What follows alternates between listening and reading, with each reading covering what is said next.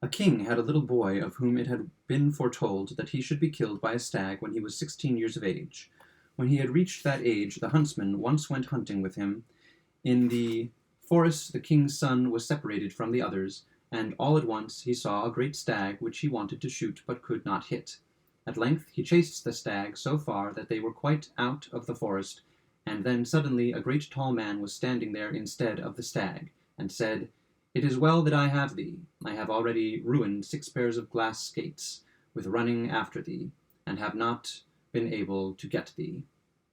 Then he took the king's son with him and dragged him through a great lake to a great palace, and then he had to sit down to table with him and eat something. When they had eaten something together, the tall king said, "I have 3 daughters. Thou must keep watch over the eldest for one night, from 9 in the evening till 6 in the morning, and every time the clock strikes I will come myself and call, and if thou then givest me no answer tomorrow morning, thou shalt be put to death. But if thou always givest me an answer, thou shalt have her to wife." When the young folks went to the bedroom, there stood a stone image of St. Christopher, and the king's daughter said to it, "My father will come at 9 o'clock, and every hour till it strikes 6. When he calls, give him an answer instead of the king's son." Then the stone image of St. Christopher nodded its head quite quickly, and then more and more slowly, till at last it stood still. The next morning the king said to him, "Thou hast done the business well, but I cannot give my daughter away. Thou must now watch a night by my second daughter, and then I will consider with myself whether thou canst have my eldest daughter to wife. But I shall come every hour myself, and when I call thee, answer me, and if I call thee and thou dost not reply, thy blood shall flow." Then the prince and the princess went into the sleeping room, and there stood a still larger stone image of St. Christopher, and the king's daughter said to it, "If my father calls, do thou answer him." Then the great stone image of St. Christopher again nodded its head quite quickly, and then more and more slowly, until at last stood still again. And the king's son lay down on the threshold, put his hand under his head, and slept. The next morning the king said to him, "Thou hast done the business really well, but I cannot give my daughter away. Thou must now watch a night by the youngest princess, and then I will consider with myself whether thou canst have my second daughter to wife.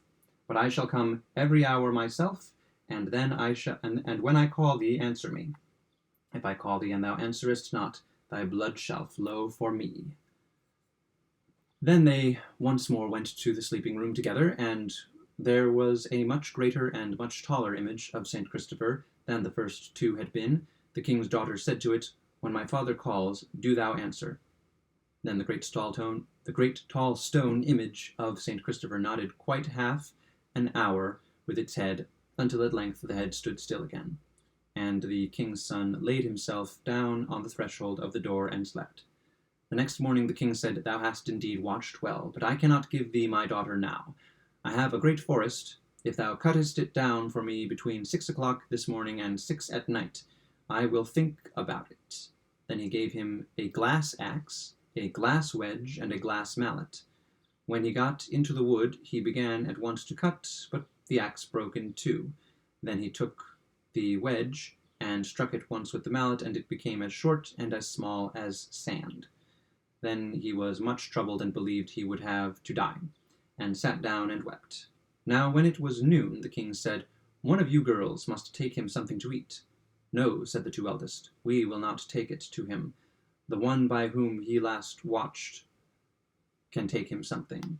Then the youngest was forced to go and take him something to eat. When she got into the forest, she asked him how he was getting on. "Oh," said he, "I am getting on very badly." Then she said he was to come and just eat a little. "Nay," said he, "I cannot do that. I shall have to die. I shall still have to die, so I will eat no more." Then she spoke so kindly to him and begged him just to try, that he came and ate something. When he had eaten something, she said, "I will comb thy hair a while, and then thou wilt feel happier." So she combed his hair, and he became weary and fell asleep. And then she took her handkerchief and made a knot in it, and struck it 3 times on the earth, and said, "Earth workers, come forth. In a moment numbers of little earthmen came forth and asked what the king's daughter commanded. Then said she, "In 3 hours' time the great forest must be cut down, and the whole of the wood laid in heaps." So the little earthmen went about and got together the whole of their kindred to help them with the work. They began at once, and when the 3 hours were over, all was done, and they came back to the king's daughter and told her so. Then she took her white handkerchief again and said, "Earth-workers, go home." On this they all disappeared. When the king's son awoke, he was delighted, and she said, "Come home when it has struck 6 o'clock." He did as he was told. And then the king said, "Thou hast made away with the forest?" "Yes," said the king's son. When they were sitting at table, the king said, "I cannot yet give thee my daughter to wife. Thou must still do something more for her sake." So he asked what it was to be then. "I have a great fish pond," said the king. "Thou must go to it tomorrow morning and clear it of all mud until it is as bright as a mirror, and fill it with every kind of fish." The next morning the king gave him a glass shovel and said the fish pond must be done by 6 o'clock. So he went away, and when he came to the fish pond, he stuck his shovel into the mud, and it broke in two. Then he stuck his hoe in the mud, and broke it also. Then he was much troubled. At noon the youngest daughter brought him something to eat, and asked him how he was getting on. So the king's son said everything was going very ill with him, and he would certainly have to lose his head. "My tools have broken into pieces." "Oh," said she, "thou must just come and eat something, and then thou wilt be in another frame of mind." "No," said he, "I cannot eat. I am far too unhappy for that." Then she gave him many good words until at last he came and ate something. Then she combed his hair again, and he fell asleep. So once more she took her handkerchief, tied a knot in it, and struck the ground thrice with the knot, and said, "Earth-workers, come forth." In a moment a great many little earthmen came and asked what she desired, and she told them that in 3 hours' time they must have the fish pond entirely cleaned out, and it must be so clear that people could see themselves reflected in it, and every kind of fish must be in it. The little earthmen went away and summoned all their kindred to help them, and in 2 hours it was done. Then they returned to her and said, "We have done as thou hast commanded." The king's daughter took the handkerchief and once more struck thrice on the ground with it, and said, "Earth-workers, go home again." And they all went away. When the king's son awoke, the fish pond was done. Then the king's daughter went away also, and told him that when it was 6, he was to come to the house. When he arrived at the house, the king asked, "Hast thou got the fish pond done?" "Yes," said the king's son. That was very good. When they were again sitting at table, the king said, "Thou hast certainly done the fish pond, but I cannot give thee my daughter yet. Thou must do one thing more." "What is that, then?" asked the king's son. The king said he had a great mountain on which there was nothing but briars, which must all be cut down, and at the top of it the youth must build up a great castle, which must be as strong as could be conceived. All the furniture and fittings belonging to a castle must be inside it. And when he arose next morning, the king gave him a glass axe and a glass gimlet with him, and he was to have all done by 6 o'clock. As he was cutting down the first briar with the axe, it broke off short, and so small that the pieces flew all round about, and he could not use the gimlet either. And then he was quite miserable, and waited for his dearest to see if she would not come and help him in his need.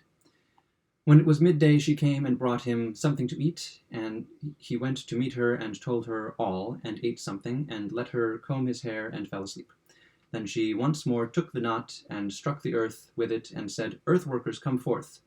Then came once again numbers of earthmen, and asked what their desire was, and what her desire was. Then said she, "In the space of 3 hours you must cut down the whole of the briars, and a castle must be built on the top of the mountain that must be as strong as any one could conceive, and all the furniture that pertains to a castle must be inside it."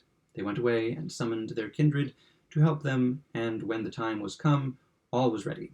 Then they came to the king's daughter and told her so, and the king's daughter took her handkerchief and struck thrice on the earth with it, and said, "Earth-workers, go home," on which they all disappeared. When therefore the king's son awoke and saw everything done, he was as happy as a bird in air. When it had struck 6, they went home together. Then said the king, "Is the castle ready?" "Yes," said the king's son. When they sat down to table, the king said, "I cannot give away my youngest daughter until the 2 eldest are married." Then the king's son and the king's daughter were quite troubled, and the king's son had no idea what to do. But he went by night to the king's daughter and ran away with her. When they had got a little distance away, the king's daughter peeped round and saw her father behind her. "Oh," said she, "what are we to do? My father is behind us, and will take us back with him. I will at once change thee into a briar, and myself into a rose, and I will shelter myself in the midst of the bush." When the father reached the place, there stood a briar with 1 rose on it. Then he was about to gather the rose, when the thorn came and pricked his finger, so that he was forced to go home again. His wife asked why he had not brought the daughter back with him, so he said he had nearly got up to her, but that all at once he had lost sight of her, and a briar with 1 rose was growing on the spot. Then said the queen, "If thou hadst but gathered the rose, the briar would have been forced to come too." So he went back again to fetch the rose, but in the meantime the 2 were already far over the plain, and the king ran after them. Then the daughter once more looked round and saw her father coming, and said, "Oh, what shall we do now? I will instantly change thee into a church, and myself into a priest, and I will stand up in the pulpit and preach." When the king got to the place, there stood a church, and in the pulpit was a priest preaching, so he listened to the sermon and then went home again. Then the queen asked why he had not brought their daughter with him, and he said, "Nay, I ran a long time after her, and just as I thought I should soon overtake her, a church was standing there, and a priest was in the pulpit preaching." "Thou shouldst have just brought the priest," said his wife, "and then the church would soon have come. It is no use to send thee, I must go there myself." When she had walked for some time, and could see the 2 in the distance, the king's daughter peeped round and saw her mother coming, and said, "Now we are undone, for my mother is coming herself. I will immediately change thee into a fish pond, and myself into a fish." When the mother came to the place, there was a large fish pond, and in the midst of it a fish was leaping about and peeping out of the water, and it was quite merry. She wanted to catch the fish, but she could not. Then she was very angry and drank up the whole pond in order to catch the fish, but it made her so ill that she was forced to vomit, and vomited the whole pond out again. Then she cried, "I see very well that nothing can be done now," and said that now they might come back to her. Then the king's daughter went back again, and the queen gave her daughter 3 walnuts, and said, "With these thou canst help thyself when thou art in the greatest need." So the young folks went once more away together, and when they had walked quite 10 miles, they arrived at the castle from whence the king's son came, and close by it was a village. When they reached it, the king's son said, "Stay here, my dearest. I will just go to the castle, and then will come with a carriage, and with attendants to fetch thee." When he got to the castle, they all rejoiced greatly at having the king's son back again, and he told them he had a bride who was now in the village, and they must go with the carriage to fetch her. Then they harnessed the horses at once, and many attendants seated themselves outside the carriage. When the king's son was about to get in, his mother gave him a kiss, and he forgot everything which had happened, and also what he was about to do. On this, his mother ordered the horses to be taken out of the carriage again, and everyone went back into the house. But the maiden sat in the village and watched, and thought he would come and fetch her, but no one came. Then the king's daughter took service in the mill which belonged to the castle, and was obliged to sit by the pond every afternoon and clean the tubs. And the queen came one day on foot from the castle, and went walking by the pond, and saw the well-grown maiden sitting there, and said, "What a fine strong girl that is! She pleases me well." Then she and all with her looked at the maid, but no one knew her. So a long time passed by, during which the maiden served the miller honorably and faithfully. In the meantime, the queen had sought a wife for her son, who came from quite a distant part of the world. When the bride came, they were at once to be married, and many people hurried together, all of whom wanted to see everything. Then the girl said to the miller that he might be so good as to give her leave to go also. So the miller said, "Yes, do go there." When she was about to go, she opened one of the 3 walnuts, and a beautiful dress lay inside it. She put it on and went into the church and stood by the altar. Suddenly came the bride and bridegroom, and seated themselves before the altar. And when the priest was just going to bless them, the bride peeped half round and saw the maiden standing there. Then she stood up again and said she would not be given away until she also had as beautiful a dress as the lady there. So they went back to the house again and sent to ask the lady if she would sell that dress. No, she would not sell it, but the bride might perhaps earn it. Then the bride asked her how she was to do this. Then the maiden said if she might sleep one night outside the king's son's door, the bride might have what she wanted. So the bride said yes, she was to do that. But the servants were ordered to give the king's son a sleeping drink. And then the maiden laid herself down on the threshold and lamented all night long. She had had the forest cut down for him, she had had the fish pond cleaned out for him, she had had the castle built for him, she had changed him into a briar, and then into a church, and at last into a fish pond, and yet he had forgotten her so quickly. The king's son did not hear one word of it, but the servants had been awakened, and had listened to it, and had not known what it could mean. The next morning, when they were all up, the bride put on the dress, and went away to the church, with the bridegroom. In the meantime, the maiden opened the second walnut, and a still more beautiful dress was inside it. She put it on, and went and stood by the altar in the church, and everything happened as it had happened the time before. And the maiden again lay all night on the threshold, which led to the chamber of the king's son, and the servant was once more to give him a sleeping drink. The servant, however, went to him and gave him something to keep him awake. And when the king's son went to bed, and the miller's maiden bemoaned herself as before on the threshold of the door, and told of all that she had done, and the miller's maiden bemoaned herself as before on the threshold of the door, and told of all that she had done. All this the king's son heard, and was sore troubled. And what was past came back to him. Then he wanted to go to her, but his mother had locked the door.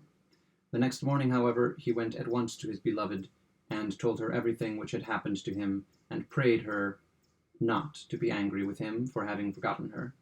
Then the king's daughter opened the third walnut, and within it was a still more magnificent dress, which she put on, and went with her bridegroom to church, and numbers of children came, who gave them flowers and offered them gay ribbons to bind about their feet, and they were blessed by the priest, and had a merry wedding, but the false mother and the bride had to depart, and the mouth of the person who was told all this is still warm.